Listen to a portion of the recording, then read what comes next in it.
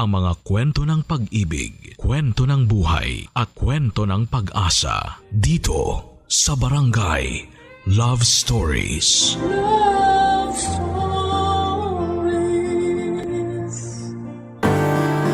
Hindi madaling maging magulang lalo na kung nagkahiwalay na kayong mag-asawa. Hindi mo alam kung paano ninyo maitatawid ang responsibilidad sa inyong mga anak dahil hindi na kayo magkasama sa iisang bubong. Ikaw, kabarangay, bilang isang single parent, kaya mo bang kayaning mag-isa kahit na hindi mo na siya kasama?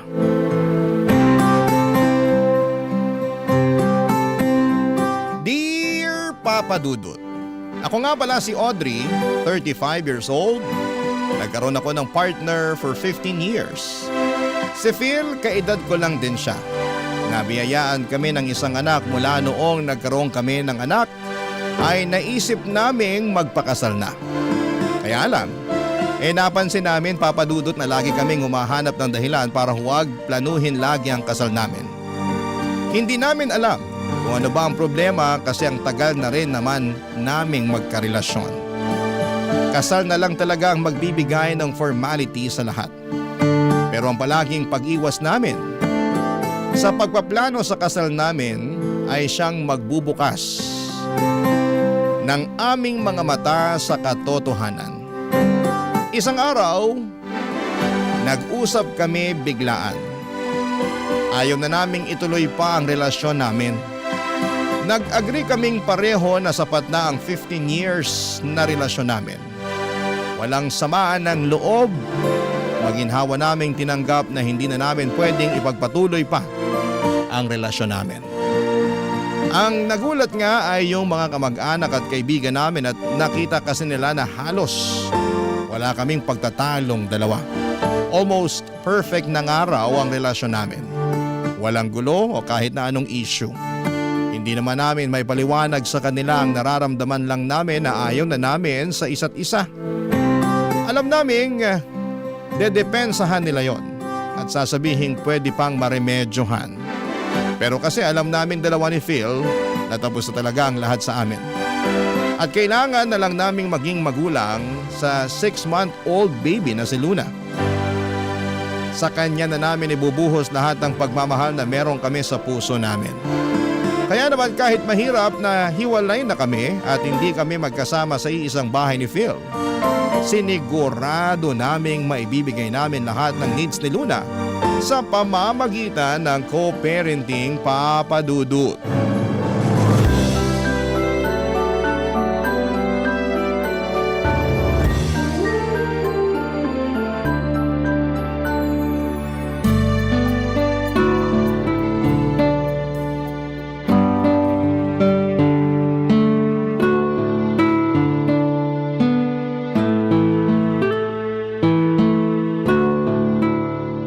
Kakayanin ba natin? Oo naman, tayo pa ba? Paano kung magaya tayo sa ibang magulang na hindi magkasundo sa pag-aasikaso sa anak? Hindi mangyayari sa atin yun.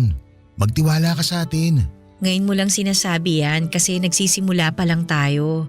Hindi mo pa alam kung ano yung pagdadaanan natin. Pagdaanan lang natin kung ano man yung kailangang pagdaanan. Ang importante, lalaban tayo. Pasensya na ha, overthinker lang talaga ang ex mo. Sorry ka napunta ka sa magaling mga assure na ex. Natatawa lang ako. Grabing magbiro ang tadhana Bakit naman? Kasi ang tagal na nating magkarelasyon. 15 years yun. Tapos nakailang beses din tayo mag-try na magkaroon ng anak noon. Laging palyado. Tapos kung kailan naman tayo binigyan ng anak, saka naman tayo nagkahiwalay. May aaminin ako sa'yo. Ano yun? Ay, wag na pala. Ako naman pinag-overthink mo. Sorry na.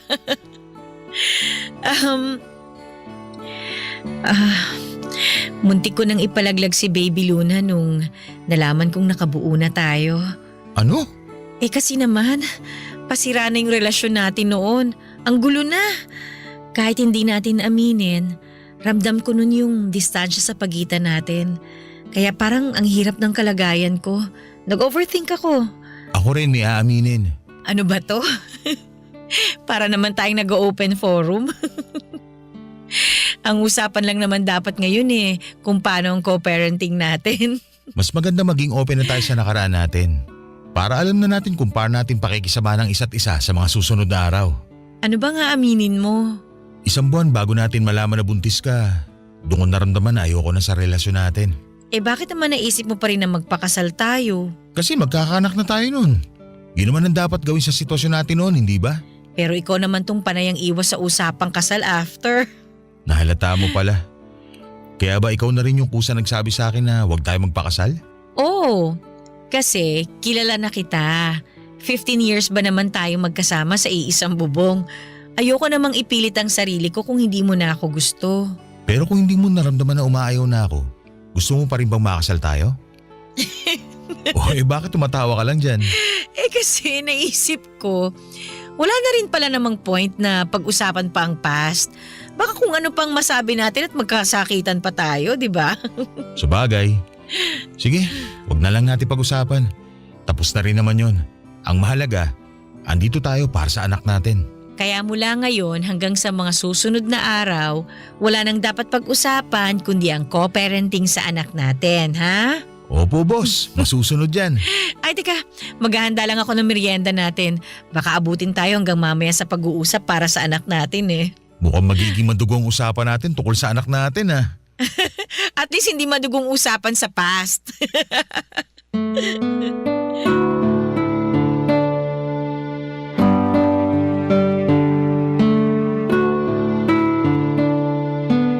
Kung ang ibang babae ay mahilig ungkatin ang past, ako naman ay hindi. Ayoko na.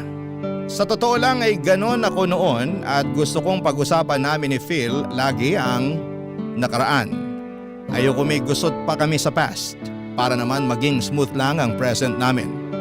Pero nung mga oras na yon na pinag-usapan namin ang past ay bigla akong nakaramdam ng pagkailang. Hindi po ako komportable na ungkatin ang totoong nararamdaman namin noon bago kami magkahiwalay. Mabuti na lang at pumayag si Phil na itikom ang bibig para hindi na namin i-discuss ang naging feelings namin noon. Kaya naman ang mga oras na yon ay wala kaming ibang ginawa kundi ang ayusin ang co-parenting namin sa anak namin na si Luna. Naging maayos naman ang usapan. Naging civil kami sa isa't isa at feeling ko mas lumalim ang friendship namin. Ang anak naming si Luna syempre sa poder ko. Dadalaw si Phil 4 na beses sa isang linggo kapag hindi siya busy. Tuloy ang sustento niya sa aming mag-ina. Humingi lang ako ng sapat sa kanya dahil alam kong kailangan din niyang magbayad ng bills sa bagong titirhan niya. Pinaubaya na niya sa akin ang maliit na bahay na binili namin noong nagsasama pa lamang kami. Para na lang din sa anak naming si Luna. Napakabuti ni Phil habang tumatagal ang co-parenting namin ay nagugustuhan na namin yon. At naisip naming pareho na parang mas okay talaga na nagkahiwalay na lamang kami dahil mas naging patas kami sa usapan at mas panatag. Bukod pa roon ay gumanda ang relasyon namin bilang magkaibigan.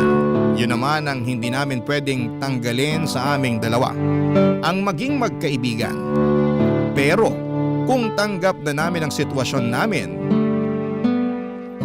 na ganon, meron pa rin mga tao na hindi pabor sa setup namin. Yon ay ang mga mahal namin sa buhay na gusto kaming magkabalikang dalawa, Papa Dudut.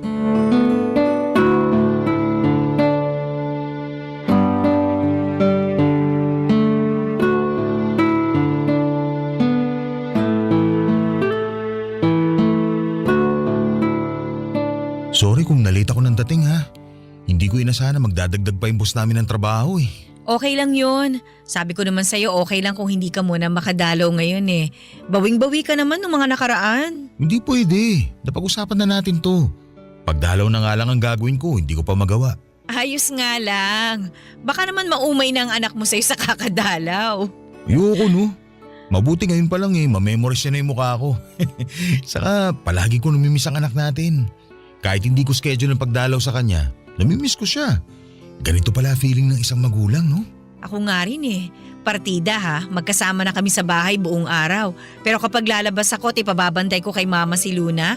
Naku, hindi ako mapakali. Gusto ko na umuwi kagad para makasama ang anak natin. Ay, kamusta pala mama mo? Ang tagal ko nang hindi sila nakikita ng papa mo ha. Pakisabi, nabanggit ko sila sa'yo ha. Baka mamaya magtampo na sila sa akin. Ay nako, mas mabuting wag muna kita banggitin sa kanila. Oh, bakit naman? Eh kasi kukulitin lang nila ako. Kukulitin? Ano, makipagbalikan sa'yo. Ah, kuha ko na. Ganyan din si nanay at tatay sa akin. Bakit daw hindi na lang natin ayusin ang relasyon natin? At kapag sinabi nating maayos naman tayo sa isa't isa, mas lalo nila tayong ipupush na magkabalikan. Kasi nga okay naman daw tayo. Eh bakit hindi na lang daw tayo magsama ulit? Hindi naman daw pala tayo magkagalit tulad ng iba. Alam mo ba, rinding-rindi na ako sa kanila sa tuwing kinukumusta kanila ha. Lalo na si mama, lagi nagpaparinig na mahirap maging single mom. Na kesyo kailangan ko pa rin daw ng kasama dito sa bahay, sa pag-asikaso kay Luna, at kung ano-ano pa. Ang sabi naman ni tatay, maganda magsama pa rin tayo kasi raw kailangan ko raw bantayan kayo ni Luna bilang haligi ng tahanan. Ay, parehas din sa sinabi ni Papa sa akin. Nagkakampihan na silang lahat. Pati nga sina ate. Sinusulsulan pa si nanay at tatay na i-push na ayusin na tong relasyon natin. Sayang naman daw yung 15 years. Kawawa raw si Luna. Eh sabi ko, paano magiging kawawa? Eh busog nga siya sa pagmamahal at atensyon natin. Sinabi ko na rin yan. At saka sabi ko, kahit hindi naman tayo magkasama sa iisang bahay, na ibibigay pa rin natin lahat ng kailangan ni Luna. Kaso ayaw pa rin nilang magpatalo no? Sasabihin nila na kesyo mas maganda pa rin kung magkasama ang dalawa. Ay nako, yan mismo ang linya ni na mama. Paulit-ulit. Sabi ko nga, i-record na lang nila para hindi na sila mapagod kakapangaral. Sa susunod talaga, ako na magre-record ng mga advice nila para ipe-play ko na lang kapag naisip nila makialam ulit. Order tayo ng recorder online. Sana matanggap na nila yung bagong setup natin, no? Oo nga eh. Tayo nakamove on na, sila ayaw pa rin talaga. Hindi ko rin naman sila kasi masisisi. Nasanay sila na magkasama tayo, tsaka walang broken family sa angkan namin eh. Ako lang yata ang nagpasimula. Hindi naman tayo broken family ah. Walang broken sa sitwasyon natin. Kasi maayos naman tayo at tulad ng lagi ko sinasabi, na ibibigay naman natin lahat ng kailangan ni Luna. Sana yun ang maisip nila. Hindi naman kasi sila nakikinig sa paliwanag natin eh. Puro na lang yung iniisip nila ang gusto nilang maintindihan natin. Hayaan mo sa susunod na gaganyan sila sa akin, lalaban na talaga ako. Siguro kailangan ko na rin maging matapang sa paghindi sa kanila. Para hindi na sila umulit na mamilit.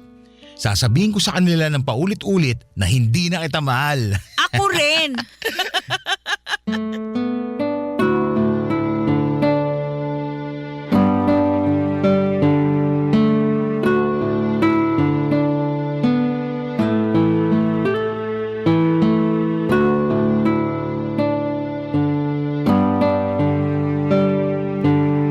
Papadudot nagsinungaling ako kay Phil. Mahal ko pa rin siya. Walang nagbago. Andun pa rin ang feelings ko para sa kanya kaya lang syempre ay hindi ko naman yon pwedeng aminin. Ayaw ko namang magbukang kawawa dahil obviously ay hindi na niya ako mahal. Paulit-ulit na lang niyang sinasabi sa akin yon. Alam kong hindi naman niya intensyon na saktan ako sa mga salitang yon. Dahil akala niya ay hindi ko na rin siya mahal pero ang sakit pa rin pala kapag narinig ko yon sa kanya. Nagagawa ko na lang na magpanggap papadudot para naman isave ang pride ko. Pero habang tumatagal ang hirap na ring itago. Pero wala akong ibang choice kundi ang ipakita sa kanya na parehas lamang kami ng nararamdaman para sa isa't isa. Baka kasi kapag nalaman niyang may feelings pa rin ako sa kanya, mailang na siya sa akin. Baka hindi na mag-work out ang co-parenting namin. Siyempre ayokong mangyari yon. Damay kasi ang anak naming si Luna pag ganoon ang nangyari. Bilang isang ina ay wala akong ibang dapat na i-prioritize kundi ang kapakanan ng anak ko. Kahit sabihin pang binaon ko na ang sarili kong nararamdaman. Nanay na ako, una na palagi sa listahan ang anak ko. Kahit masakit alam kong masasanay din ako. Siguro nga Papa Dudut ay kailangan ko lang ng oras para maka-move on para kay Phil. Pero paano nga ba ako mag-move on mga kapuso? Sa kanya, palagi ko siyang nakikita. Minsan gusto ko nang bawasan ang oras ng pagdalaw niya, Papa Dudut. Pero ang ending, ako itong palaging nahihirapan dahil hindi naman nababawasan ang feelings ko para sa kanya. Minsan nga mas nadadagdagan pa kasi naman mas nakikita ko kung gaano siya kabuting ama para sa aming anak, Papa Dudut. Barangay Love Stories. Barangay Love Stories. Sa pagpapatuloy ng co-parenting namin ni Phil ay naging smooth naman ang lahat. Kung meron mang gusot ay mabilis lang na naaayos. Mas naging mabait din siya sa akin lahat ng i-request ko. Kahit pang personal ko ay ibinibigay niya. Ginagawa niya lagi ng paraan kahit na mahirap. Kaya naman parang nahirapan ako na maka-move on sa kanya. Gustuhin ko mang pigilan siya sa mga efforts niya pero nananabik ako sa tuwing pinapakitaan niya ako ng maganda. Kaya naman hinayaan ko na lamang siya at iniisip ko na lamang nalilipas din ang nararamdaman ko. Masyado pa namang maaga para magmadali na mawala na lahat ng feelings ko sa kanya. 15 years kaming nagsama, hindi ba? Maintindihan naman ninyo kung hindi ko pa siya kayang bitawan. Saka ang importante ay hindi naman ako gumagawa ng dahilan para makipagbalikan sa kanya, Papa Dudut. Tinanggap ko na. Kahit mahirap, kahit may feelings pa ako sa kanya, na hindi na kami pwede sa isa't isa. Kahit sabihin pang minsan ay pinapangarap kong hanggang pagtanda ay magkasama kaming dalawa. Pero ganon siguro talaga may mga taong hanggang pangarap lang. Walang katuparan. At dapat maging ayos lang tayo doon. Siguro hintayin ko na lang ang tamang tao para sa akin. Pero bakit kaya ganon sa tuwing ipinagdarasal ko na makilala na ang tamang tao para sa akin ay biglang lumalabas ang mukha ni Phil sa isipan ko. Talagang siya pa rin pero ako mukhang nakalimutan na niya ng tuluyan. Napatunayan ko yon nang minsang dumalaw siya sa bahay at ibinalita sa akin ang bagong kaganapan sa buhay niya.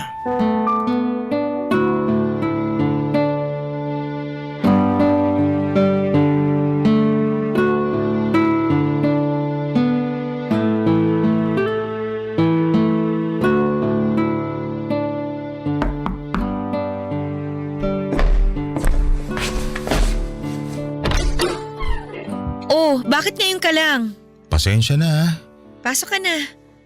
Pasensya ka na talaga. Kanina ka pa humihingi ng pasensya. Hindi naman ako galit. Nakakahiya Kasi first time ko malate ng 2 oras. Tulog na ba si Baby Luna? Oo, pero pagising na rin yun sigurado kaya sakto lang din ang dating mo. Kumain ka na ba? Nagprito ako ng ham at itlog. Baka gusto mong sabayan ako kumain. Kumain na kami kanina Kami? Oy, kami nung... Hindi ko alam kung dapat ko bang sabihin sa'yo. Nakakahiya. Sabihin mo na. Ngayon ka pa naman nahiya. Ano ka ba? Nakipag-date ako kanina. Uy, ayos yan Ayos lang ba talaga sa'yo? Oo naman, ano ka ba? Bakit naman hindi magiging okay yun? Siyempre, ex kita Baka hindi ka komportable na nakikipag-date ako sa iba. Kaya nga ex mo na ako, di ba? Wala na akong karapatang pakialaman ka kung makikipag-date ka na sa iba. So, kumusta naman na naging date nyo? Anong pangalan niya? Faith ang pangalan niya. Mas matanda tayo sa kanya ng 5 taon. Okay ang date namin. Ang dami namin pagkakaparehas. Kalog kasama, nakakatuwa. Mabuti naman at nakahanap ka ng makakasundo mo. Biglaan nga to. Wala naman akong balak sana makipag-date pa Gusto ko mag-focus muna kay Luna kaya lang dumating na Ganun daw talaga kapag hindi mo hinahanap tsaka dumadating. Bale, nakilala ko siya sa grocery store. Naalala mo last month? Nung inutusan mo akong bumili ng diapers ni Luna? Nagpabili ka nga rin sa akin ng napkin mo. Oh, tingnan mo nga naman. Ako pa yata ang naging tulay para magkakilala kayo. Ang galing, di ba? Woo! Oo nga Nakakatuwa. Nasaktuhan niya ako na hirap hanapin kung anong napkin ang kailangan mo. Pinaliwanag niya sa akin kung bakit may wings yung napkin.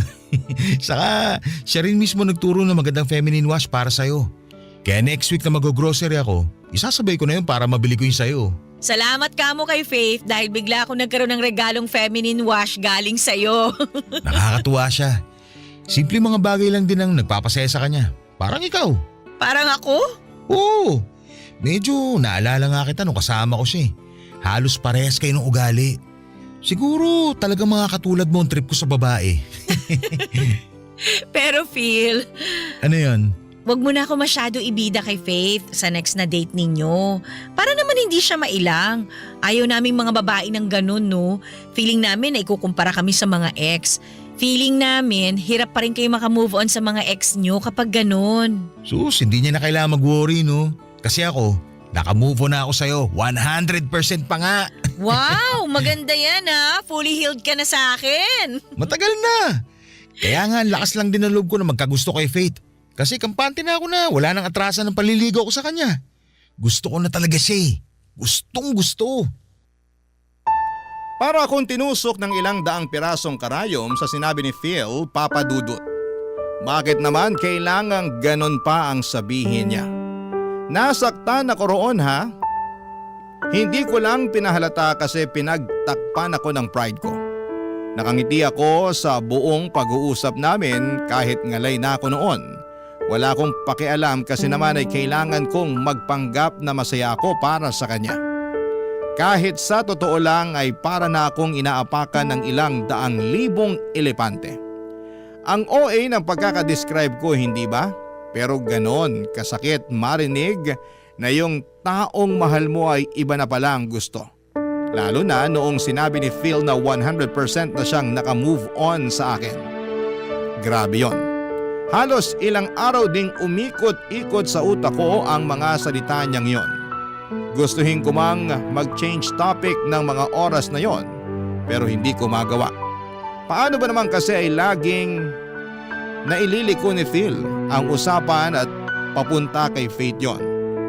Kasalanan ko rin naman eh.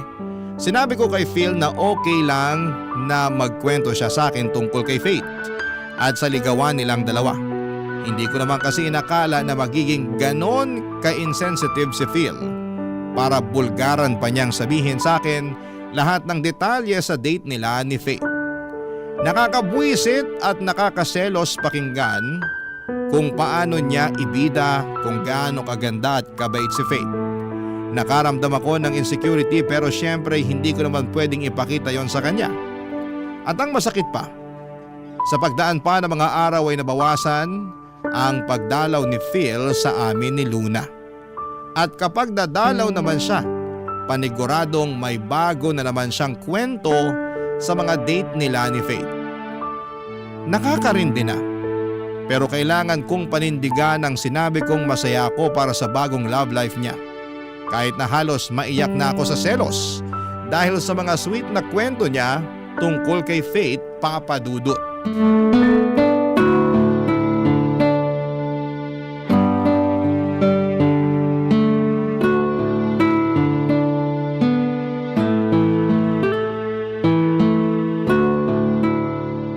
Ikaw, Phil ha?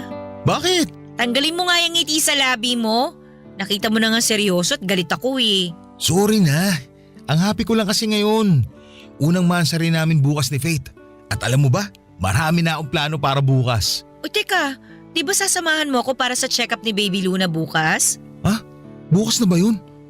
Wala, sorry. Nakalimutan ko. Kaya ako nagtatampo sa'yo eh. Nakakalimutan mo ng schedule mo kay Baby Luna. Madalas ka pang late pag pumupunta dito. Tapos nababawasan na rin yung araw ng pagdalaw mo. Pagpasensya mo na ako, Audrey. Ngayon lang ulit ako naging masaya eh. Ngayon lang naman to. Nagsisimula pa lang naman kami ni Faith. Alam mo naman siguro yung ganitong feeling, hindi ba? Anong ganyang feeling? Yun yung mga unang araw, linggo at buwan nyo bilang magkarelasyon. Di ba puro kilig lang? Yung tipong ayaw nyo mawalay sa isa't isa. Ganun kasi ang nararamdaman ko ngayon kay Faith eh. Alam ko, nababadoyan ka na pero totoo kasi. Wala akong pakialam kung kiligin ka o para ka nakalutang sa ere dyan sa relasyon nyo ni Faith. Ang sa akin lang, sana sumunod ka naman sa schedule na napag-usapan natin para kay Luna. Ngayon lang ako papalya para sa schedule kay Luna. Pagbigyan niyo na sana ako ha. Hindi ko kasi alam na may schedule talaga. O baka nakalimutan ko lang din.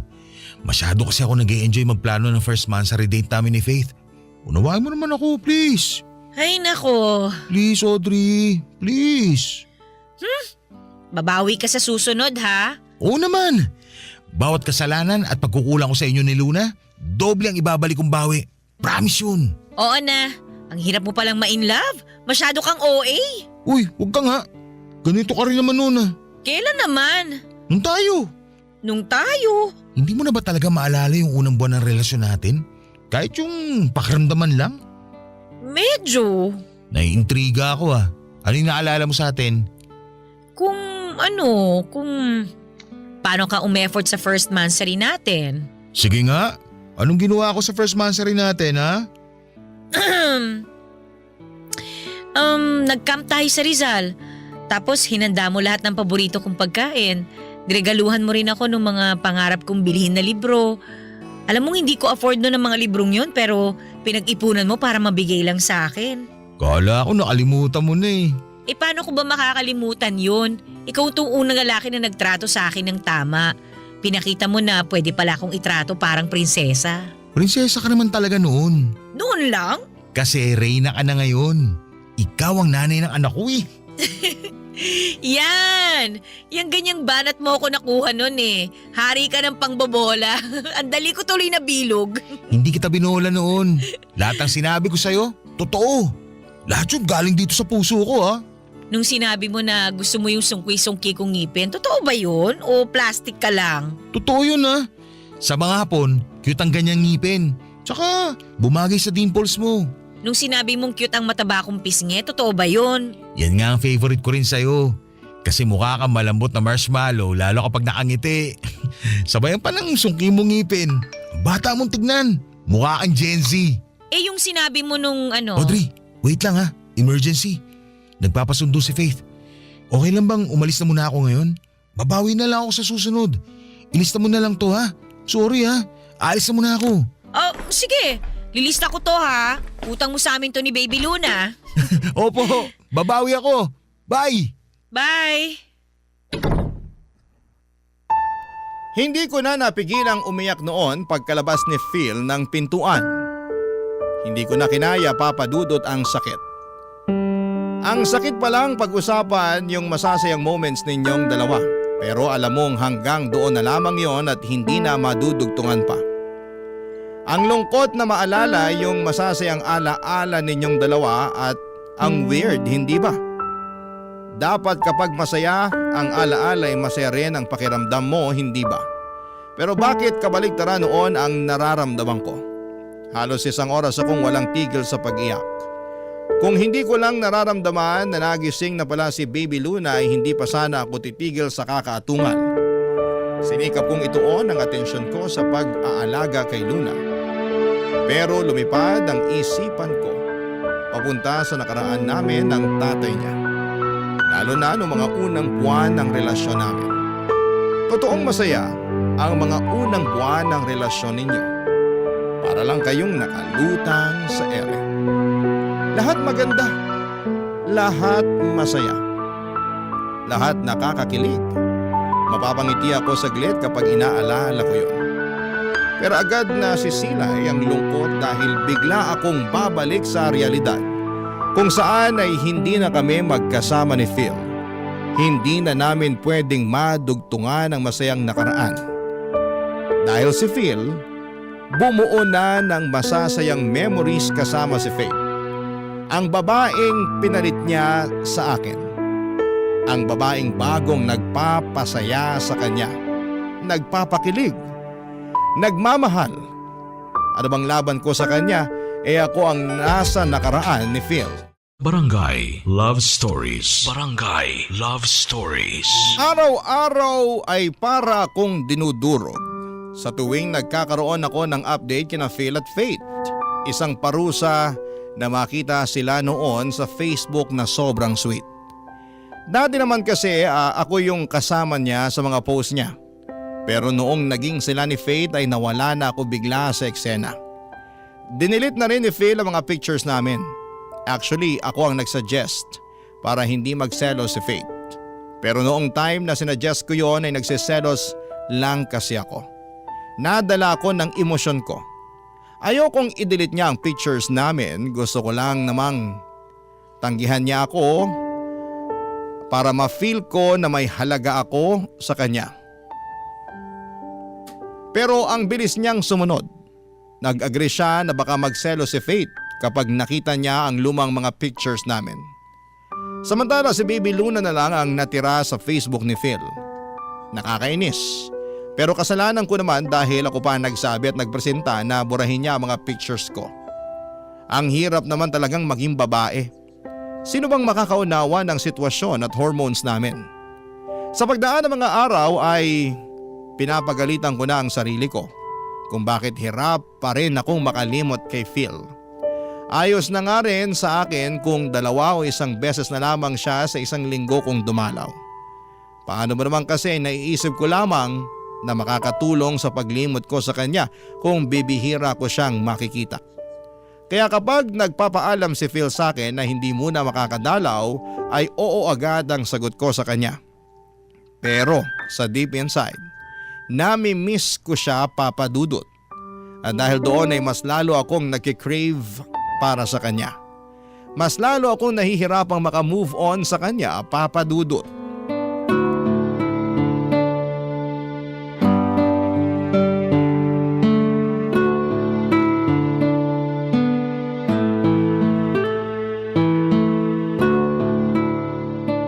Audrey, sa tingin mo nakalimutan na ako ni Baby Luna? Ha? Ano ba namang tanong yan? Kasi bihira na ako magpakita eh. At sino namang may kasalanan nun? Sorry na, nahihiya na rin ako eh. Ayos lang yun. Iintindihin ka na lang namin dahil in love ka. Ikaw ba? Anong ako? Kailan ka may in love? Oy, hindi porket in love ka ngayon dapat ako rin. Gusto lang naman kita makita masaya. Masaya naman ako Masaya-saya ko nga Ewan ko lang kung papayag ka pero may rereto sana ako sa'yo. Pinsan ni Faith, naghahanap ng girlfriend. Naisip ka agad kita. Baboy nito! Ha? Nag-iisip ka ba? Irereto mo ko sa kamag-anak ng girlfriend mo? Ex mo ko, Phil, ano ka ba? Baka lang nakakalimutan mo ha? Hindi ako tropa mo na pwedeng ireto lang sa kamag-anak ng girlfriend mo, no? Sorry pero nakita ko naman kasi na matino yung pinsan ni Faith. Jake nga pala pangalan niya. May negosyo saka… Ganyan ka na ba ka-insensitive ngayon? Pakinggan mo muna kasi ako. Maayos si Jake. Tapos… Ako ang pakinggan mo kasi ilang buwan na ako nagtitimpi sa pagiging manhid mo. Anong ibig mo sabihin? Yan, tingnan mo na. Wala kang ideya kung bakit ako sumasabog ng ganito sa'yo ngayon? Ganyan ka kamanhid. Diretsahin mo kasi ako para maintindihan ko. Ang bastos mo para ireto ako sa iba. Gusto lang naman kita maging masaya. Hindi ako masaya, Phil. Peke lahat ng sinasabi ko sa'yo. Ni minsan hindi ako naging masaya na may bago ka ng karelasyon.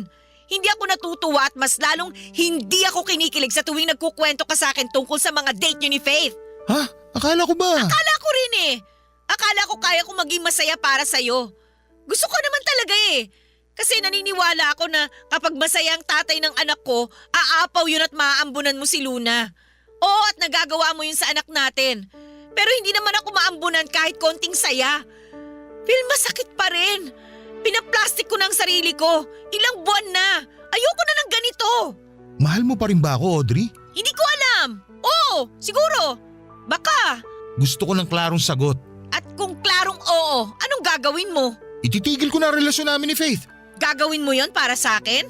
Oo. Kasi kayo naman ni Luna ang priority ko. At nag-promise ako na kapag hindi ka pa okay na magkaroon ako ng bago, hindi ko gagawin. Gusto kong maging masaya ang nanay ng anak ko. Kasi kapag masaya ka, aapaw yun sa anak nating si Luna, hindi ba? Yan ang dahilan kung bakit gusto kitang hayaang maging masaya kay Faith kahit ang sakit. Kasi ang bait mo Ginagawa mo ang lahat para iparamdam sa amin ni Luna na kami pa rin ang una para sa'yo. Kayo naman talaga palagi ang una Pero minsan nararamdaman ko na hindi na ako kasali sa inuuna mo. Sorry kung naiparamdam ko yun sa'yo nitong mga nakaraan. Babawi ako. Makikipag-cool off muna ako kay Faith para maayos natin ang sitwasyon natin. Hindi mo kailangan gawin yon. Gagawin ko yun. Ayoko makitang malungkot at nasasaktan ka dahil sa akin. Pinangako ko sa sarili ko na kahit natapos na tayo, hindi ko hahayaan na maramdaman mo na nag-iisa at nalulungkot ka sa sitwasyon mo.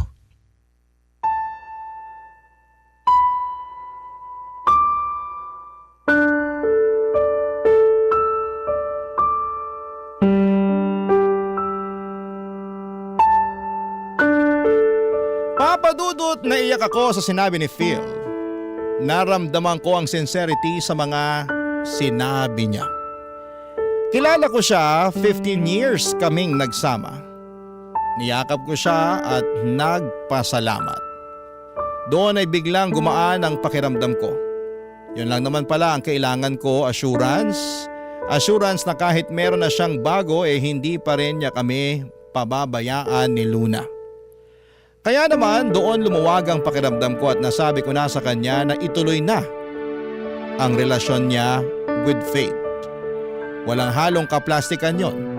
Gusto kong maging masaya siya kahit na walang ibang rason o kadahilanan. Alanganin pa rin si Phil noong una pero hinawakan ko ang kamay niya at sinabing magiging okay din ako balang araw. At para mapatunayan yon sa kanya ay kinuha ko ang number ng pinsan ni Faith na si Jake para pagbigyan sa date. Binigay naman ni Phil at sinabing okay lang din kung magbago ang isip ko sa pakikipag-date. Pero sinabi ko sa kanya na kailangan ko na rin i-explore ang ibang mga options. Gusto ko na rin na mapagaan ang sarili ko at makilala rin ang iba. Sincero naman at totoo ako noong binitawan ko ang mga salitang yon. And after a week ay nag-date kami ng pinsan ni Faith na si Jake. Totoong maayos naman siya. Walang halong kayabangan at very gentleman pa. Kalug din at parehas kami ng humor. Umabot nga ng halos buong araw ang date namin. Si Phil muna ang nag-alaga kay Luna para makapag-date ako with Jake. Gabi na noong nakauwi ako at naabutan ko si Phil sa sala at nanonood ng TV. Naupo ako sa tabi niya at ready na siyang makinig noon sa nangyari sa date namin ni Jake. Napansin ko sa kanya kung gaano kasaya at ka-excited ang itsura niya habang nakatingin sa akin para sa updates ko. Nang mga oras na yon, papadudot.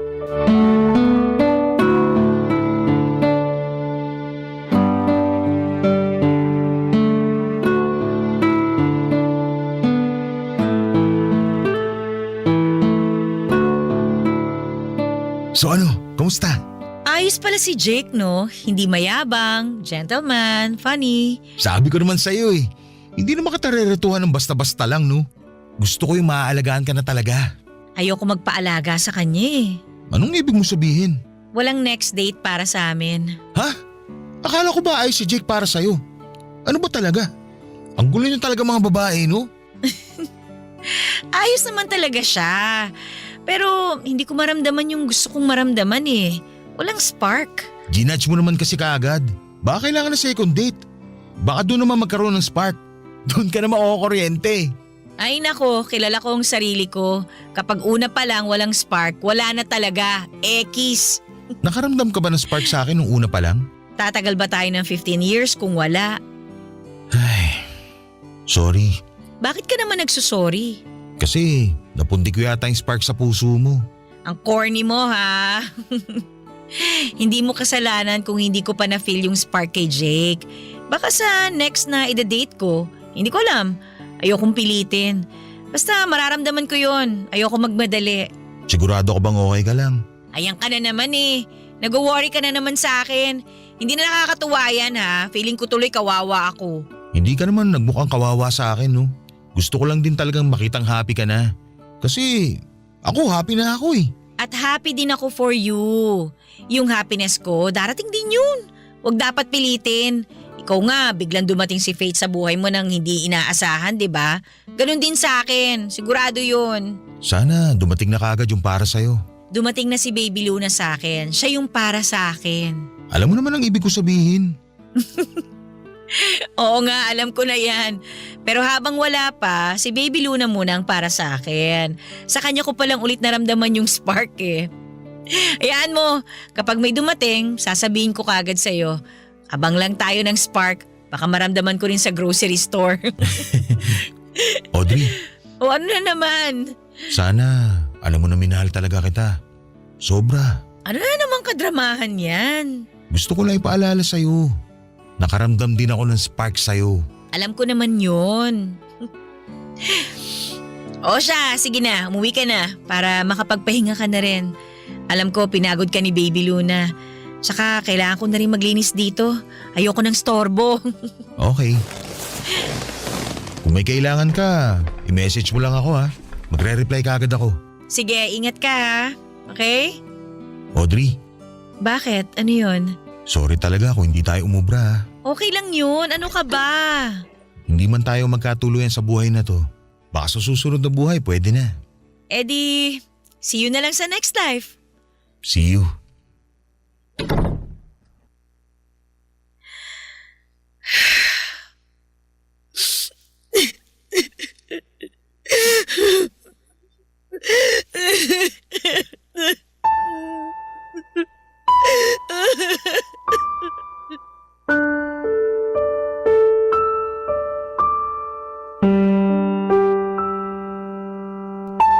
Baka nga sa susunod na buhay ay doon na kami payagan na magkatuluyan. Baka may kailangan lang kaming matutunan ngayon sa isa't isa sa buhay na ito.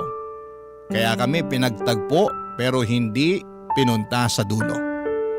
Masakit mang isipin pero kailangang tanggapin, Papa Dudut. Dahil sa sinabi ni Phil na yon ay na-realize ko na pwede pa rin pala kami. Pero baka sa susunod na buhay na namin yon. Siguro sa next life namin, hindi na komplikado. Kasama pa rin namin si Baby Luna hanggang pagtanda, kaming dalawa ang magkasama. Baka nga sa next life ay meron pa kaming ibang mga anak. Mga anak na siyang magpapatibay ng relasyon naming dalawa. Ang sarap lang isipin na ganon nga ang pwede kong abangan kung totoo ang reincarnation. Sana sa susunod na buhay, pagbigyan na kami ni Lord. Kahit na isang buhay lang ay maitama namin ang lahat ng pagkukulang at mali namin sa buhay na ito. Kahit na isang buhay lang. Pero sa ngayon ay kailangan kong harapin ang lahat ng ito sa buhay ko ngayon. Ito kasi ang realidad. Hiwalay kami ni Phil at ang nag-uugnay lang sa amin ay si Luna. At sa usapan namin co-parenting sa kanya.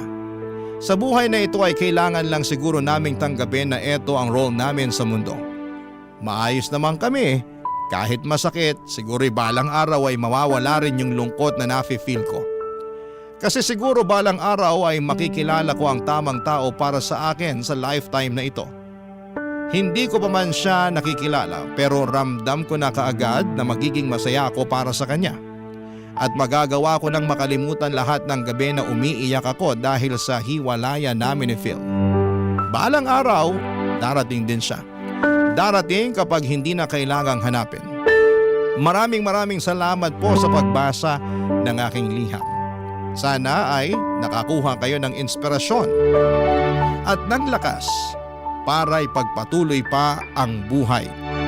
Kahit minsang nasaktan ang mga puso ninyo sa pagkakawalay sa taong inaakala ninyong makakasama ninyo hanggang sa dulo. Masakit man, pero kailangang tanggapin. Ang inyong kapuso at kabarangay forever, Audrey. Anong say mo sa Barangay Love Stories na ito? Pagkwentuhan natin sa comment section yan. Ang mga kwento ng pag-ibig, kwento ng buhay at kwento ng pag-asa dito sa Barangay Love Stories. Love Stories.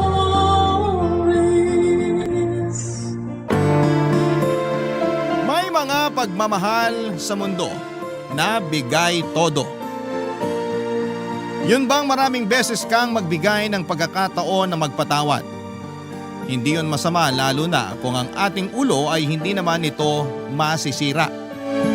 Ikaw, kabarangay, nagmahal ka na ba ng husto?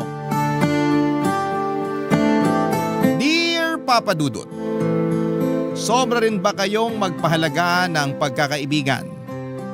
Ako kasi ay oo. Umabot sa punto na minahal ko na siya pero huli na ang lahat dahil hindi na kami pupwede. Pero wala naman akong pinagsisisihan, mas nagpapasalamat pa nga ako sa Diyos. Dahil binigyan niya kami ng pagkakataon upang magkaroon ng pinagsamahan. Importante na maging grateful tayo sa mga bagay kaysa habang buhay na dalhin ang pagsisisi sa ating puso. Bago ko umpisahan ang kwento ko ay magpapakilala muna ako sa inyo. Ako po si Arnold, 34 years old at taga Malate, Manila. Nagtatrabaho ako sa isang pribadong kumpanya bilang assistant supervisor. Matagal na ako nakikinig sa programa ninyong Barangay Love Stories. Karamay ko ang bawat kwento ninyo sa lungkot at saya na nararamdaman ko. Na-inspired din po ako at natututo ng mga aral sa buhay dahil sa mga istoryang tinatampok ninyo. Kaya naman naisipan ko na sumulat sa Barangay LS. Magsisimula ang kwento ko noong nasa kolehiyo pa lamang ako, Papa Dudut. Habang nag-aaral ay nagtatrabaho ako ng part-time sa isang coffee shop kung saan ay nakilala ko si Jessie na hindi nagtagal ay naging kaibigan ko. Hindi tulad ko ay regular na doon si Jessie dahil hindi na siya nag-aaral. Mahirap lang kasi ang pamilya nila at may 6 siyang nakababatang kapatid. Na-stroke ang mama niya at ang papa na lamang niya ang bumubuhay sa kanila na isang jeepney driver. Pangarap ni Jessie ang makapagtapos ng kolehiyo at maging flight attendant. Matangkad kasi siya, Papa Dudut, maganda at gusto raw niyang makapag-travel sa iba't ibang lugar dito sa Pilipinas at sa abroad.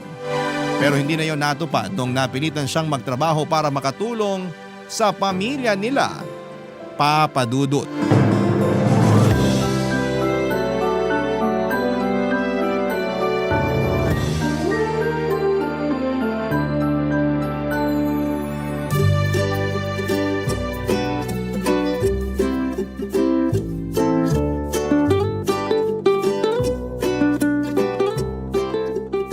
Tumal ngayon ah.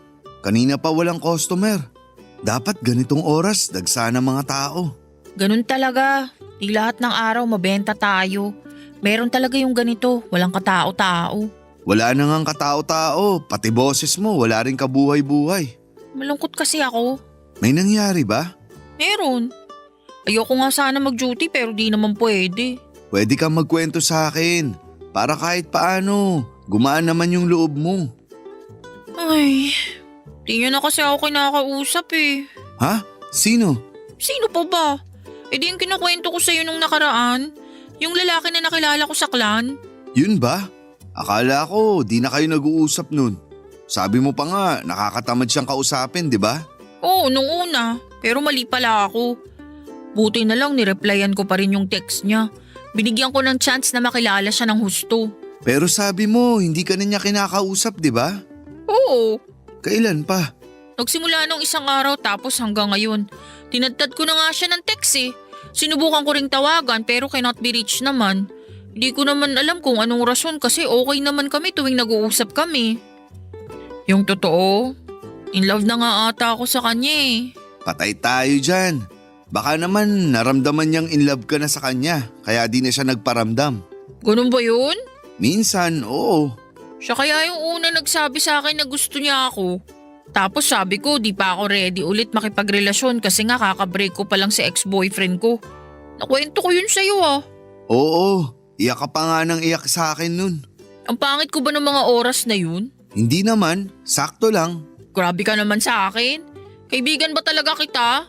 Oo, kaya nga sinasabi ko lang yung totoo. Ay nako, ang prangka mo kahit lalaki ka. Wag mo nang ibayin yung usapan. Anong sabi niya nung sinabi mo hindi ka pa ready makipagrelasyon ulit? Willing to wait daw siya. Pero hindi nawala yung sweetness niya. Yung pagiging caring at thoughtful kagaya nung una. Kaya na-inlove na rin ako. Sinabi mo ba yan sa kanya?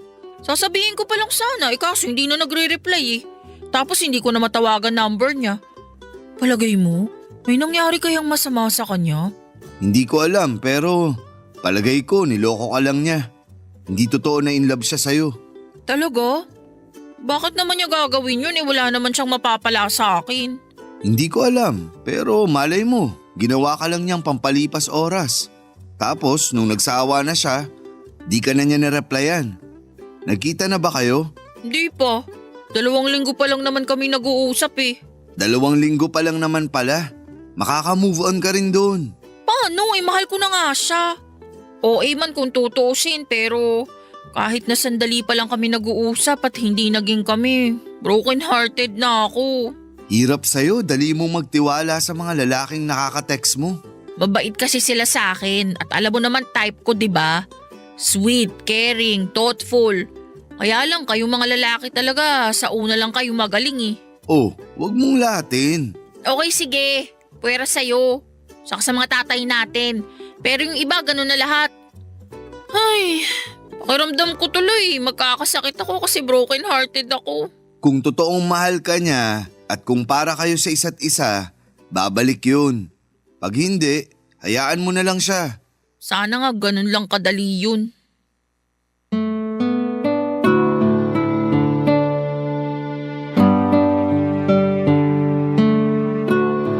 Papadudot, hindi pa rin napigilan ni Jessie ang maiyak habang patuloy na nagkukwento kung gaano siya nasaktan sa pang-ghost ko sa kanya ng ka-text niya.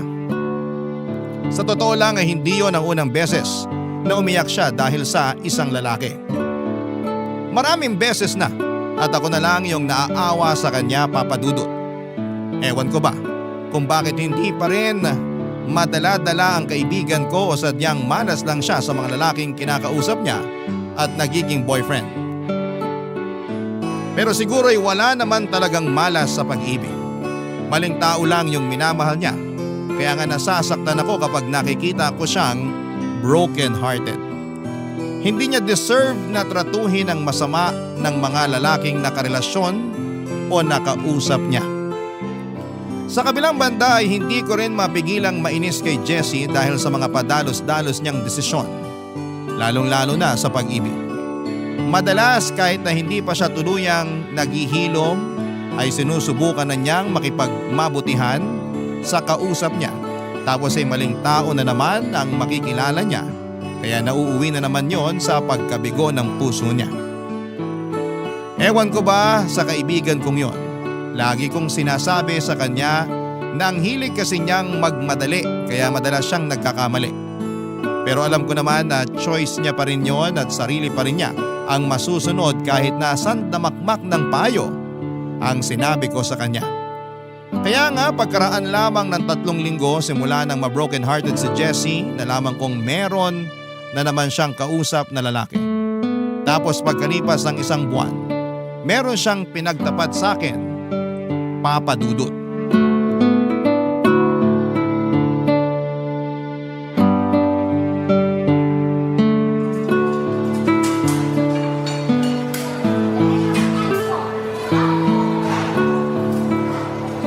Sorry kung dinala kita dito sa fast food ha. Maliit lang kasi bahay namin tas magulo pa mga kapatid ko. Ayos na rito, at least may mauupuan tayo. Okay lang. Sorry din kasi nagpunta ako sa inyo ng biglaan. Ilang araw ka na rin di pumapasok. Tapos hindi ka rin daw nagre-reply sa text ng manager natin. Kaya pinapunta na niya ako sa inyo. Oo nga eh. Nababasa ko naman mga text nyo pero wala lang akong lakas para mag-reply. May sakit ka ba? Wala. Mukha kang matamlay.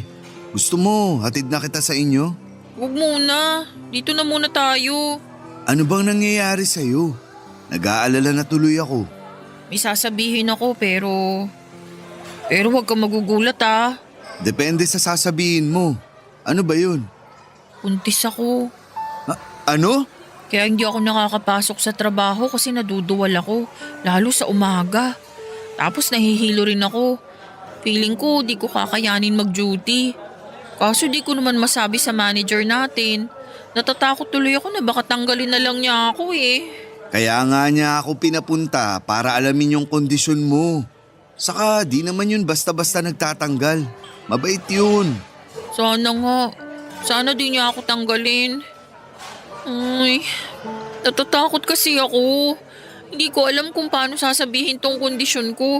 Sa totoo lang, ikaw pa lang nakakaalam eh. Kahit sa pamilya ko, hindi ko pa sinasabi kasi paano na lang kung magalit sila sa akin. Lalo na si tatay.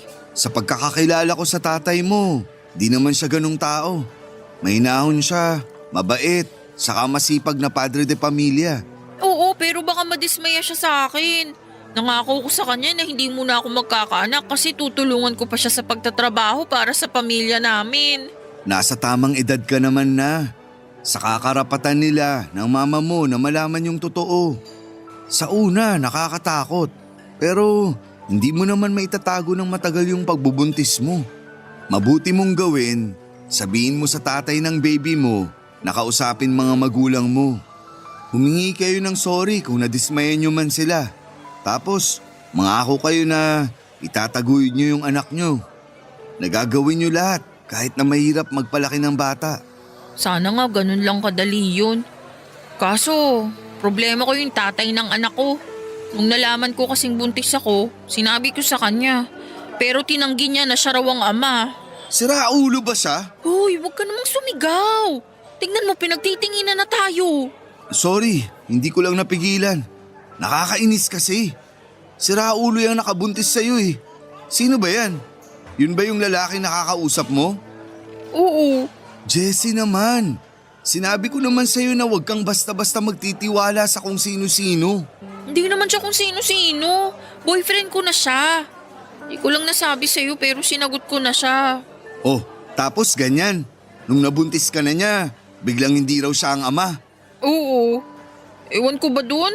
Sinubukan ko namang ipaliwanag sa kanya na siya talaga yung tatay nitong dinadala ko. Pero sabi niya, hindi niya matatanggap yung baby namin. Ayaw pa raw niya magkaanak, kaya nakipaghiwalay siya sa akin. Halika, puntaan natin siya sa bahay nila.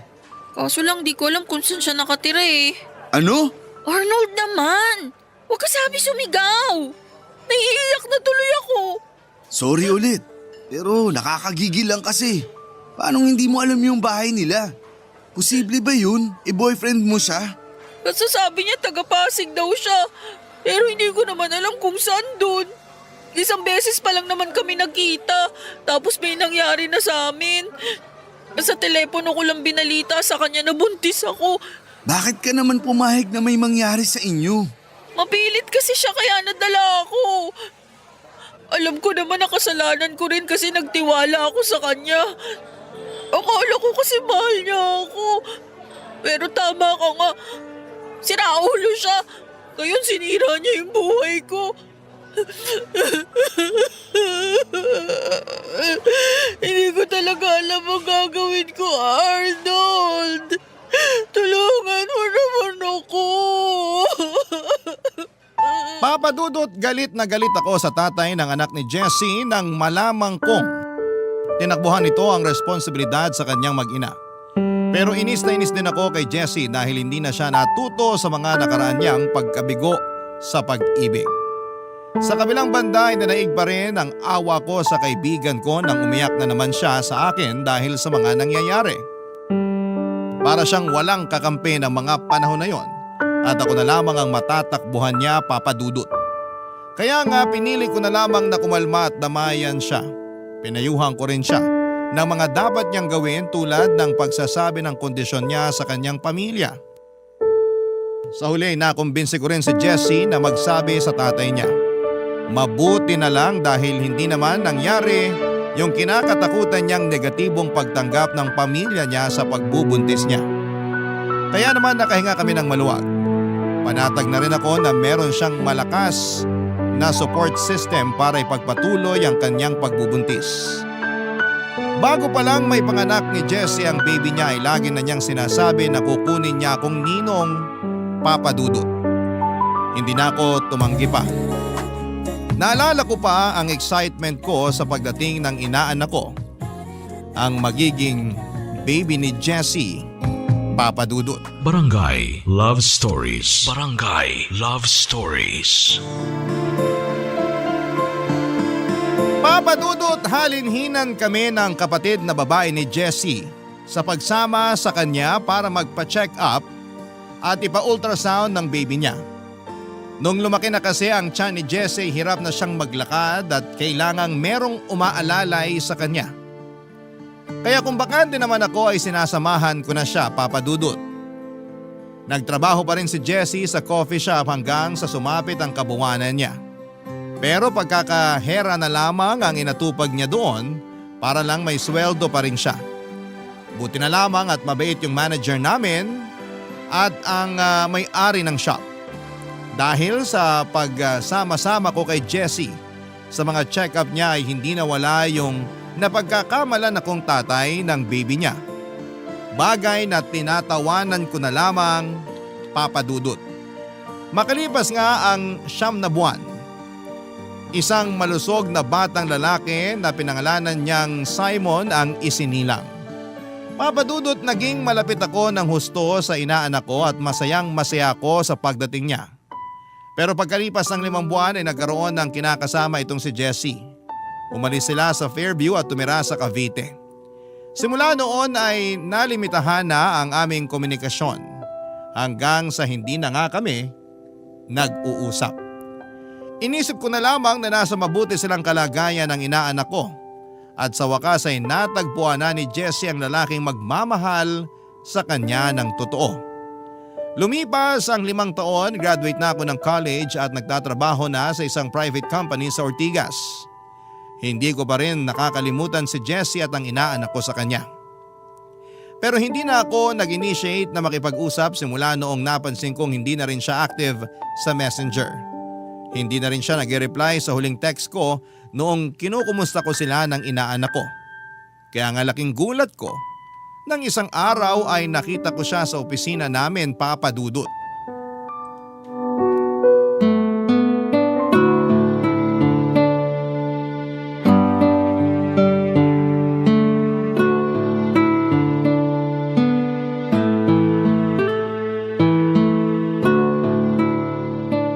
Good morning, sir.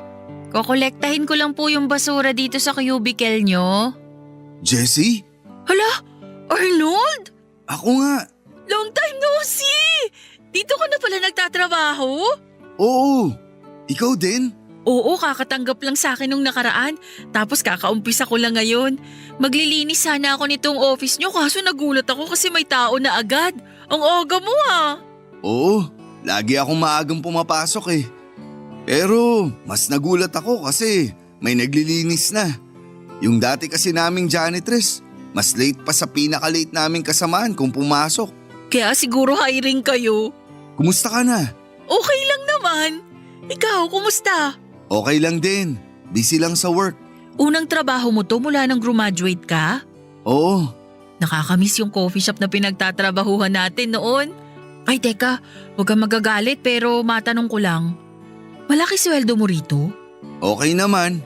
Napapractice ko yung pinag-aralan ko at masaya naman ako sa ginagawa ko. Ikaw, di ba taga Cavite ka na? Ang layo nitong Ortigas ah.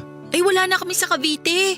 Lumipat na kami dyan sa Mandaluyong, sa may 9 de Pebrero. Kasama ko yung inaanak mo. Talaga? Kailan pa kayo lumipat? Nito lang, 1 buwan nang nakakalipas. Nasaan yung kinakasama mo? Sumakabilang buhay na. Seryoso? Biro lang. Nakipaghiwalay na ako. Nambubugbog yung hayop na yun. Sinasaktan niya kami ng anak ko. Kaya sabi ko, ayoko na. Tinakasan ko na yung kumag na yun. Napakawalang iya ng lalaking yun. Buti na lang talaga nakaalis na kayo sa poder niya. Ay, sinabi mo pa. Ewan ko ba? Ang tanga ko rin eh. Kasi pinaabot ko pa talaga ng ilang taon bago ko natauhan. Kung hindi pa kami umalis ng anak ko, nako, baka patay na kami ngayon. Grabing pananakit niya sa akin, lalo na paglasing siya o tuwing natatalo sa sabong. Lagi niya rin akong sinasabihan ng malandi at may kinakalantaring ibang lalaki kahit siya naman tong harap-harapan ko mang babae. Minsan nga dinadala niya pa yung babae sa inuupahan namin. Pero yung mas kinagagalit ko, yung pananakit niya sa anak ko. Sana pinapulis mo. Dapat sa hayop na yun makulong. Tinatakot niya kasi ako na pag ginawa ko yun may kalalagyan daw kami ng anak ko. Pero okay na yun, nakatakas naman na kami sa kanya eh. Paano kung hanapin niya kayo? Tingin ko hindi niya na yun gagawin kasi may bago na naman siyang kinalolokohang babae. Saka may sakit yun, baka nga natuluyan na. Alam mo, tama ka talaga sa sinabi mo sa akin no na mahilig akong magmadali pagdating sa pag-ibig. Kaya laging maling lalaki yung nasasamahan ko. Akala ko kasi nung una mabait yung ex ko. Pero nung nawalan siya ng trabaho at nalulung sa bisyo, lumabas yung totoong ugali. Naging mahigpit din siya sa akin. May pagkasiloso kasi kaya kulang na lang ikulong na ako sa bahay namin. Hindi niya ako pinapalabas kaya hindi rin ako nakakapagtrabaho. Hindi ko akalain na ganyan yung dinanas mo. Akala ko pa naman, nasa maayos na kayong kalagayan ng anak mo. Kasalanan ko kasi sumama agad ako sa kanya at nagtiwala. Kaya ito yun na pala ako. Karma ko na siguro to. Tapos di pa ako makauwi sa amin kasi hiyang-hiya ako sa tatay ko. Sorry pero alam mo na bang wala na mama nyo? Oo, tinext ako ng kapatid ko. Pero hindi ako nakapunta eh. Magkahalong lungkot at galit ang naramdaman ko ng mga panahong yon matapos ikwento ni Jessie ang pinagdaanan nila ng anak niya sa dati niyang kinakasama. Pero mas nanaig yung awa ko sa kanya at sa sitwasyon ng pamumuhay nila. Alam ko rin kasi na namatay na ang mama niya at hindi siya nakapunta sa burol at libing nito. Akala namin ay hindi nakarating ang balita sa kanya. Yun pala ay pinagbawalan siyang umuwi sa kanila ng magaling niyang kinakasama. Mabuti na lang talaga dahil nagkaroon na siya ng lakas ng loob na makipaghiwalay dito, Papa Dudut. Simula noon ay bumalik ang pagkakaibigan namin ni Jessie. Aminado akong na-miss ko siya ng gusto, pati na rin ang inaanak ko sa kanya. Kaya nga tuwang-tuwa ako nung minsang dinala niya ang nooy 5 taong gulang niyang anak sa Foundation Day party ng aming kumpanya. Lagi ko rin itong kinukumusta at nagbibigay ako ng regalo sa bata kahit na walang okasyon. Labis naman ang pasasalamat sa akin ni Jessie dahil hindi pa rin daw nawala ang pagkakaibigan namin kahit na 5 taong kaming hindi nagkita at nag-usap, Papa Dudut. At mahal na mahal ko pa rin ang inaanak ko sa kanya. Pero kung tatanungin ninyo ako kung may feelings ako kay Jessie, walang sagot ko dahil noong mga panahong yon ay may babae na akong nagugustuhan at nililigawan. Siya si Melissa. Nakilala ko siya sa isang dating app at may sa ilang beses na rin naming paglabas para mag-date ay naging mabuti ang aming turingan. Hindi na nga lingid sa kaalaman ni Melissa ang tungkol kay Jessie at ang pagiging magkatrabaho namin. Bukod doon ay alam din niya na inaanak ko ang anak ni Jessie dahil kinagkwento ko sa kanya na tuwang-tuwa ako nung nakita ko ang batang yon.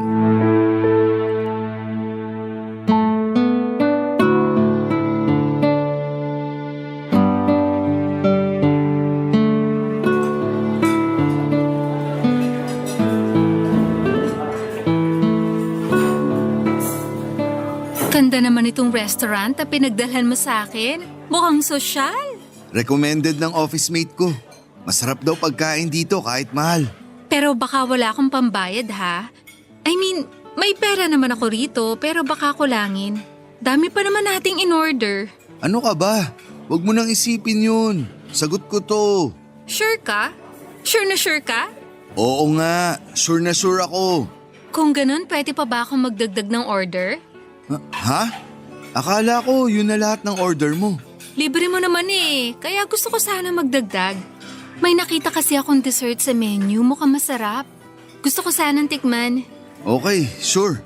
Pero pagdating na lang ng una nating order, since dessert naman yun. Kumuha ka rin, alam nga ako lang ang kumain. Hindi kasi ako mahilig sa dessert. Naku, dapat subukan mo pa rin. Kasi ngayon lang naman tayo nakapunta rito.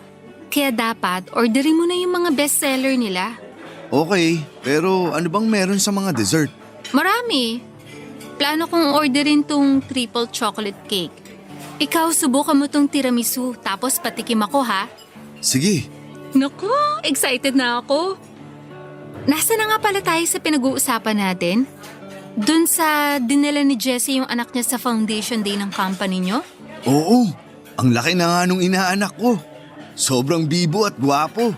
Nung huling beses kasi na nakita ko yun eh, nasa 5 buwan pa lang. Tapos ngayon 5 taon na. Grabe, bilis ng panahon. Alam mo, nagsiselos na tuloy ako. Nagsiselos ka saan? Diyan kina Jessie, tsaka sa anak niya. Bakit ka naman magsiselos sa kanila? Kasi ang saya-saya mo pag kinikwento sila. Nagniningning pa nga yung mga mata mo. Ano bang sinasabi mo? Normal na masaya ako kasi matagal na simula nang huli kaming nagkita ni Jessie. Namiss mo siya? Ano? Sagutin mo na lang. Namiss mo siya. Oo, pero Ay naku, naiinis na ako. Melissa naman, hindi mo kailangang mainis kasi kaibigan ko lang si Jessie. Sus, diyan naman nagsisimula lahat sa kaibigan. Tapos malalaman ko na lang na nagkakamabutihan na kayo. Hindi mangyayari yun dahil ikaw ang mahal ko. Ikaw nga ang nililigawan ko, di ba? Oo, pero paano kung ma-develop ka dyan kay Jessie? Hindi mo pwedeng sabihin hindi kasi magkatrabaho kayo at araw-araw kayo nagkikita. Tapos tuwang-tuwa ka pa sa anak niya. Pag nangyari yun, paano na lang ako? Ay, ilang beses ko bang dapat sabihin na hindi mangyayari yun? Wala akong feelings kay Jessie. Kung meron, sana noon pa lang niligawan ko na siya, di ba? Tagal-tagal na naming magkaibigan. Pero di sumagi sa isip ko na magkagusto sa kanya. Sa bagay, may punto ka nga ron. Kaya huwag ka nang mag-alala. Wala kang kaagaw sa akin. Kasi ikaw lang ang mahal ko. Sige, naniniwala na ako. Pero magre-request sana ako. Ano yun? Huwag ka masyadong lapit ng lapit sa Jessie na yun. Kasi kung ikaw walang feeling sa kanya, paano kung siya meron na pala? Mamaya nagkakagusto na siya sa'yo tapos agawin ka pa niya sa akin. Ako, hindi ko yun mapapayagan. Lagot talaga siya sa akin. Melissa naman. Seryoso ba yan? Akala mo sa akin nagbibiro? Malamang seryoso yan. Papa Dudut, akala ko ay masaya si Melissa sa pagkikita ulit namin ni Jessie at sa pagiging malapit ko sa inaanak ko, pero nagkamali pala ako.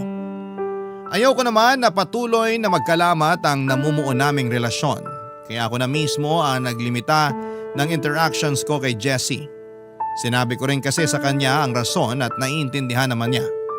Ayaw din daw niyang masira ang relasyon namin ni Melissa, pero hindi ibig sabihin ay doon na mapuputol ang aming pagkakaibigan. Hindi nga nagtagal ay naging kami ni Melissa at pagkalipas lang ng 5 buwan ay nag-decide na kaming mag-live-in. Kaya lang ay naramdaman kong bantay sarado niya ako. At mas naging vocal siya na ayaw niya akong makipaglapit kay Jessie at sa anak nito. At dahil mahal ko siya ay sinunod ko ang gusto niyang mangyari kahit na nalulungkot ako. Kaya lang minsan ay sumosobra na si Melissa dahil kahit na wala naman akong ginagawang masama ay pinagbibintangan niya akong nakikipag-ugnayan pa kay Jessie. Na may feelings ako sa kaibigan ko at nagtataksil sa kanya. Dumating yung punto na mas lamang na yung stress kaysa happiness sa relasyon naming dalawa ni Melissa. Papa Dudut. Barangay Love Stories. Barangay Love Stories. Papa Dudut, pakiramdam ko ay nasasakal ako sa relasyon namin ni Melissa. Pero inunawa ko pa rin ang pinanggagalingan niya. Ginawa ko rin ang lahat para patunayan sa kanya na siya lang ang mahal ko at wala nang iba pa. Umabot pa nga sa punto na para hindi na kami magtalo ay hindi na niya ako takutin na hihiwalayan ay nag-resign na ako sa pinagtatrabahuhan namin ni Jessie para lamang mapalayo sa kanya. Mabuti na lang dahil nakahanap naman ako ng panibagong mapapasukan sa Cubao at simula noon ay hindi na rin kami masyadong nag-aaway ni Melissa. Kaya lang nalaman ko na si Melissa pala ang nagloloko sa aming dalawa dahil meron siyang kinakausap na ibang lalaki. Kunwari lang siya na nagsiselos sa amin ni Jessie para isipin kong mahal na mahal niya ako at tapat siya sa akin. Galit na galit ako sa kanya pero nagmakaawa siyang patawarin ko. Sa huli na naig ang pagmamahal ko kay Melissa kaya naman pinatawad ko siya, Papa Dudut. Inopen din niya sa akin na hindi naman talaga siya galit kay Jessie at sa anak nito at walang kaso kung makipaglapit ulit ako sa bata. Kaya nga simula noon ay kinukumusta ko na ulit ang inaanak ko pero Papa Dudut pagkalipas lang ng 1 buwan.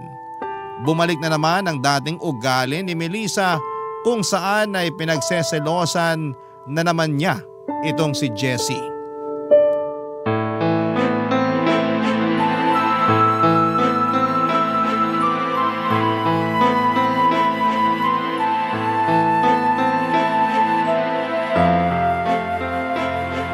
Melissa, anong gagawin mo dyan? Kanino itong mga regalo na to? Ano? Huwag mo kung ano-anuhin. Kanino sabi itong mga regalo? Sa inaanak ko yan. Eh itong isa kay Jessie Tono. Oo, sa kanya nga. Gamit lang yan sa bahay. Birthday niya kasi nung nakaraang linggo. Tapos laruan naman para sa anak niya. Narinig ko lang kasi na gusto ng bata. Wala akong pakialam. Bigay ka ng bigay ng regalo sa mag-inang yun. Nakakairita na ha? Ano bang problema mo? Inaanak ko naman yun sa kakaibigan ko si Jessie. Birthday din niya nung nakaraan. Masama bang regaluhan siya? Oo, masama. Siguro, iniisip mo na naman na may feelings ako kay Jessie, no? At bakit? Masama bang isipin ko yon? Lalo na ngayon na nagkakausap ulit kayo? Nagkakausap kami, pero hindi naman madalas. Kinukumusta ko lang yung inaanak ko. Yun lang yun. Maniwala sa'yo. Baka niloloko mo na ako ha? Ayusin mo lang talaga. Hindi ako ang manluloko sa ating dalawa rito. Anong sinabi mo? Ulitin mo nga yung sinabi mo? I'm sorry, okay? Anong sorry ka dyan? Akala ko ba napatawad mo na ako sa ginawa ko sa'yo? Eh bakit ngayon inuungkat mo pa yung nakaraan? Masisisi mo ba ako kung hanggang ngayon di pa rin mawala sa akin yung ginawa mo? Baka nakakalimutan mo. Niloko mo ko. Oo, pinatawad na kita. Kasi mahal kita. Pero wag mo naman akong madalaing mag-move on sa kasalanan mo. Tapos ngayon, pinapalabas mo na naman na niloloko kita. Alam mong hindi ko yan magagawa sa'yo. Eh bakit kasi puro ka na lang Jessie? Pesting Jessie na yan. Bakit pa kasi siya bumalik sa buhay mo at kasama pa talaga yung anak niya? Sana hindi na lang sila nakaalis dun sa poder ng dati niyang kinakasama para hindi na kayo nagkita ulit. Naririnig mo ba yung sinasabi mo? Masamang tao yung dating kinakasama ni Jessie. Tapos gusto mong sana di na lang sila nakaalis doon ng inaanak ko? Kasi inaagaw ka niya sa akin, lalo na yung inaanak mo. Walang nangaagaw sa akin, Melissa. Imahinasyon mo lang yan. Alam mo, sumusobra ka na eh. Hindi na ako natutuwa sa'yo at sa mga pinagsasabi mong yan. Di ka naman ganyan dati ah. Anong nangyari sa'yo? Hindi ko alam. Basta ang gusto ko, layuan mo yung mag-inang yan. Nilayuan ko na sila para sa'yo. Pero sabi mo, ayos lang na kumustahin ko yung inaanak ko. Tapos biglang ganyan? Nasisiraan ka na yata ng ulo. Siraulo na kung siraulo. Basta gusto ko, layuan mo sila. Itong mga regalo na to dapat hindi na makarating sa kanila eh. Anong gagawin mo sa mga yan? Ano pa nga ba? E di sisirain ko. Melissa, tigilan mo yan. Ikaw ang tumigil! Yan! Dapat sa mga to inaapakan para madurog at hindi na mapakinabangan. Papadudod para sa akin ay hindi na makatwiran si Melissa dahil sa kanya naman mismo galing ang permiso na makipag-communicate ulit ako sa inaanak ko at kay Jessie. Tapos malalaman ko na may tinatago pala siyang hinanakit sa mag-ina. Hindi na yon tama dahil wala ba siyang konsensya. Paano niya nagawang magsalita ng ganon samantalang wala naman silang ginagawang masama sa kanya, Papadudot? Para sa akin ay hindi yon patas. Lalo na hindi rin naman madali ang pinagdadaanan ni na Jessie. Hindi nga nagtagal ay nagkaayos din naman kami ni Melissa pero naramdaman kong tumamlay na ang relasyon namin. Sa totoo lang ay parang hindi naman kami naging okay simula nang nalaman kong may iba siyang naging lalaki. At nung mahuli ko ulit na nakikipag-usap siya rito ay hindi na ako nagdalawang isip na makipaghiwalay na sa kanya. Pero bago umalis sa apartment ko si Melissa, ininsulto niya ako at sinabihan na nagawa lang niya yon kasi cheater daw ako. Alam ko sa sarili kong wala akong ginagawang mali at masama sa relasyon namin pero hindi ko pa rin mapigilang sisihin ang sarili ko kung bakit hindi tumagal ang pagsasama namin. Buti na lang at to the rescue ang kaibigan kong si Jessie para ako naman ang damayan at payuhan niya ng mga panahong yon, Papadudot.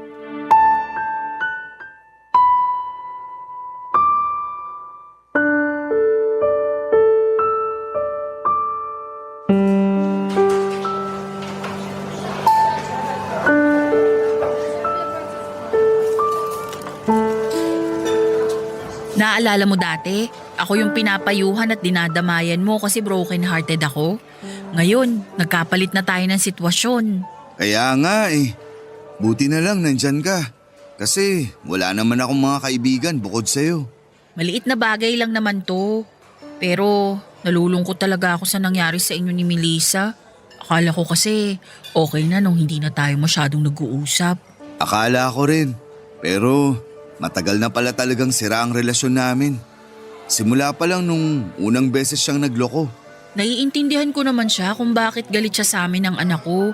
Gusto lang niyang protektahan yung relasyon ninyo. Pero mali pa rin yung nagloko siya tapos ibalik niya sa iyo yung ginawa niya. Wala ka namang kasalanan dito. Kaya wag mong isipin yan. Siya nga yung may kasalanan sa inyo kasi pinag-isipan ka niya ng masama, pati na rin yung anak mo. Saka sinunod ko naman yung gusto niya. Nag-resign ako sa pinagtatrabahuan natin at nilimitahan ko yung pakikipag-usap sa'yo.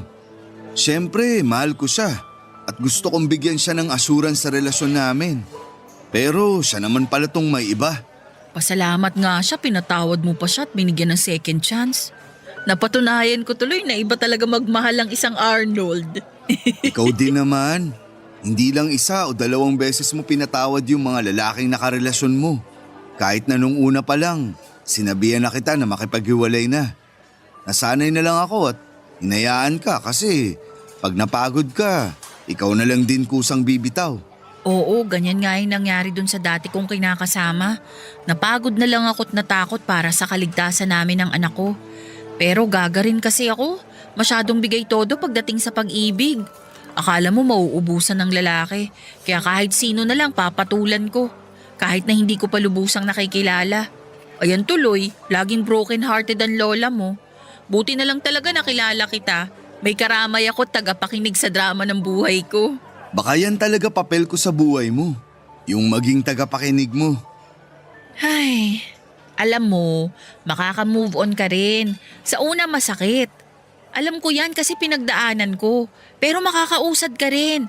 Tapos di mo na mararamdaman yung sakit na yan. Pwede kang maghanap ng panibagong babaeng mamahalin mo. Makakatulong yun. Pero wag mo kong gagayahin na kung sino-sino na lang. Dapat kilalanin mo para siya na talaga yung the one para sa'yo. Naks naman. Salamat sa payo mo.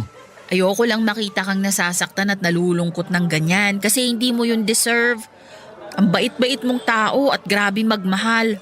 Kaya naman sana makakilala ka na ng babaeng mabait din at mamahalin ka ng totoo.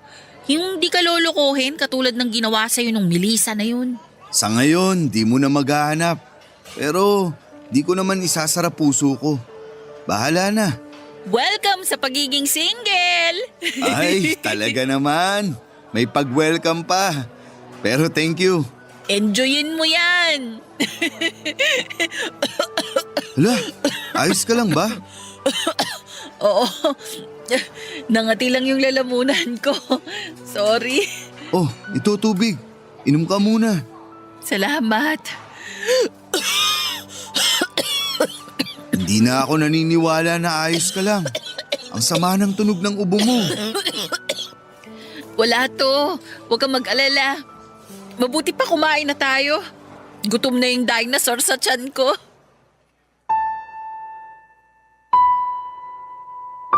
Papadudot ang simpleng ubo na yon ni Jessie ay lumala at nauwi sa pulmonya.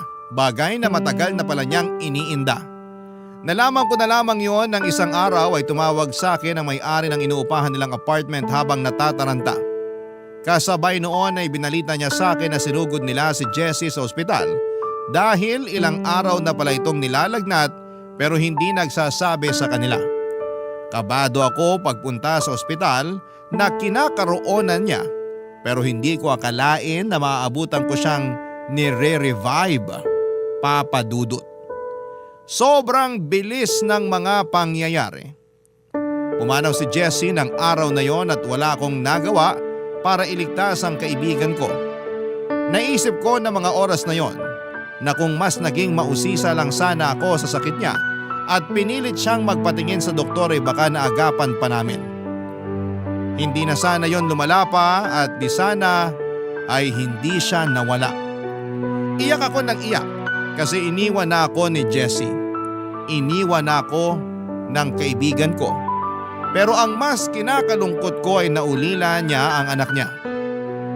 Hindi ko na po idedetalye ang mga sumunod na nangyari pero ako ang naging punong abala.